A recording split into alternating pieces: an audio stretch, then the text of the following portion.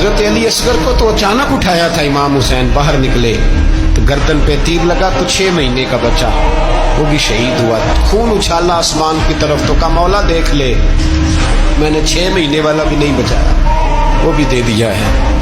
फिर हजरत अब्बास को बेटियों ने कहा कि अब ना, कुछ कहते हैं पहले शहीद हुए, कुछ ने लिखा बाद में, अब हमसे पानी के बगैर नहीं रहा जाता। तो जनाब अब्बास पानी का मशकीज़ा लेके निकले बाहर, एक हाथ कटा, दूसरे पे मशकीज़ा वो भी कटा, फिर पानी तो भर लिया था, ला ना सके, फिर गर्दन कटी तो शहीद हुए। बच्चों की भी शहादत हुई, पर जब उनका लाशा उठाया तो इमाम हुसैन कहने लगे मौला अब ना हुसैन की कमर कमज़ोर हो गई, अब कमज़ोर हो। और भाई एक मैयत हो जाए तो 4-5 दिन तो पूरी आंखें नहीं खुलती, कैसा जर्री खानदान है।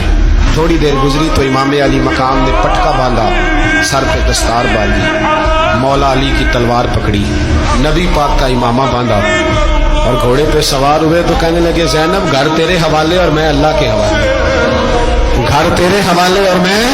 और फिर इमाम हुसैन निकले, इमाम अली मकाम निकले। रावी कहते हैं कि ये जलवा पहले भी बड़े सोने थे, पर आज जो रंग देखा वो कभी नहीं देखा। क्या अंदाज था, जिधर जाते नारा लगाते तो हद हो जाती। इतने लोग इमाम हुसैन ने काटे, इतने काटे, फिर वापस पलट के आए और कहने लगे ज़ैनब जरा पर्दे के पीछे से देख तो सही मेरी बहन, इन बुज़दिलों को जुर्रत ही नहीं हो रही हुसैन के मुकाबले में आने, एक दूसरे को धक्का देते, तू जा तू जा। फिर इकट्ठे वार हुए। ये कौन है कटा हुआ, लिबास है फटा हुआ, ये बिल यकीन हुसैन है, नबी का नूर ऐन है। फिर चारों जानिब से तीर बरसे तो इमाम अली मकाम क्योंकि नमाज का वक्त हो गया था, उतरे घोड़े से, खून बह रहा था, गर्म तरीन रेत से तयम्मुम किया, सर सजदे में रखा और जब शिमर आप की गर्दन काटने लगा तो कहने लगे ठहर जा जरा, रब से एक बात कर लेने। और फिर बोले इमाम हुसैन, कहने लगे मालिक तू अब बता कि हुसैन से राजी है कि नाराज है, तू बता। तो फिर एक आवाज आई, या अय्यतुहन नफ्स मुतमइन्ना इरजिई इला रब्बिकी रादियतम मर्दिया। फरमाया नफ्स मुतमइन्ना वापस आ जा, तू अल्लाह से राजी है, अल्लाह तुझसे राजी है। इमाम हुसैन वहां शहीद हो गए। अब ये काफिला इमाम हुसैन का सर काट, जरा देखना गौर करना, सर काट के नेज़े पे रखा है, जिस्म करबला में पड़ा है। औरतों को घोड़ों पे बिठा के ले जाया गया यजीद के दरबार में।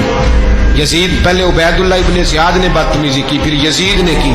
सऊदी अरब का एक मौलवी बोल रहा था, सऊदी अरब का, उनसे भी बड़ा इश्क है, जिसने तकरीर सुननी हो मेरे पास है। हमें लोग मशवरे देते हैं कि जो यजीद को अच्छा कहे और हुसैन को बागी कहे उसको हम इमाम मान लें। उस बेशरम बेहया को जो नबी पाक के घराने के बारे में बके उसे इमाम। सऊदी अरब में मस्जिद नबी में दर्स देने वाला जिसने तकरीर सुननी हो मेरे पास है। वो कहता है यजीद तो बड़ा अच्छा आदमी था, उसने तो बड़ी खिदमत की, तो मैंने उसे कहा रिश्तेदारी कर ला यजीद के साथ, करीब हो जा। शर्म नहीं आती?